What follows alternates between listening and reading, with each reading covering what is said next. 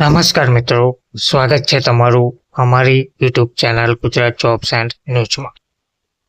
મિત્રો, આંગણવાડી કાર્યકરો અને હેલ્પરો માટે આ રાજ્ય સરકાર દ્વારા એક મહત્વની અપડેટ આપવામાં આવી રહી છે. તેવું કહી શકાય કે આંગણવાડી કાર્યકરો અને હેલ્પરોને રાજ્ય સરકાર દ્વારા ખુશીના સમાચાર આપ્યા છે.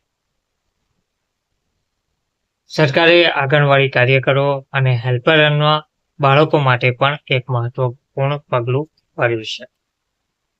વિગતવાર જોઈએ તો સરકારે આંગણવાડી કાર્યકરો અને હેલ્પરના બાળકો માટે એક મહત્વનું પગલું ભરવામાં આવી રહ્યું છે. હવે આ કામદારોના બાળકોને ધોરણ 9 થી 12 સુધીના શિક્ષણ માટે દર વર્ષે 3000 રૂપિયાની ગ્રાન્ટની રકમ ફાળવવામાં આવી રહી છે. આ રકમ સીધી તેમના બેંક ખાતામાં જમા કરવામાં આવશે, જેથી તેઓ તેમના બાળકોના શિક્ષણમાં મદદ કરી શકે. ગ્રાન્ટ કેવી રીતે મેળવવી? તો વિભાગ હવે આ બાળકો વિશે માહિતી એકત્રિત કરી રહ્યું છે. બ્લોકમાં કુલ 175 આંગણવાડી કાર્યકરો અને હેલ્પર તૈનાત છે. તેમનું માનદ વેતન ઓછું હોવાથી બાળકોનું શિક્ષણ ચાલુ રાખવા માટે સરકાર CSR કોર્પોરેટ સોશિયલ રિસ્પોન્સિબિલિટી પાસેથી ટેકો માંગશે.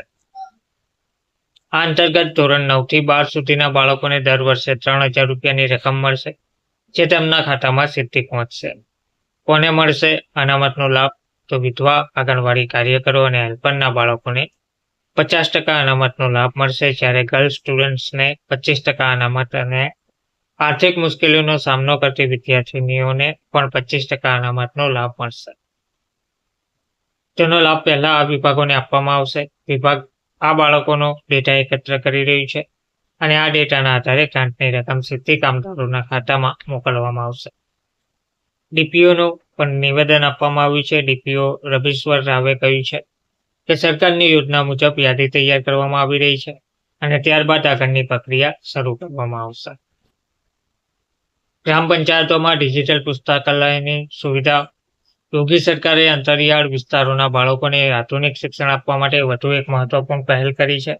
હવે ગ્રામ પંચાયત કક્ષાએ પણ ડિજિટલ લાઇબ્રેરીની સુવિધા ઉપલબ્ધ કરાવવામાં આવશે. મુખ્યમંત્રી યોગી આદિત્યનાથે ઉચ્ચ સ્તરીય બેઠકમાં અધિકારીઓને પ્રથમ તબક્કામાં 22,700 ગ્રામ પંચાયતોમાં ડિજિટલ પુસ્તકાલયો સ્થાપિત કરવા સૂચના આપી છે. મુખ્યમંત્રીશ્રીએ જણાવ્યું છે કે શિક્ષણ ક્ષેત્રે સતત પરિવર્તનો આવી રહ્યા છે અને ગ્રામીણ બાળકોને ડિજિટલ શિક્ષણ સાથે જોડવા જરૂરી છે.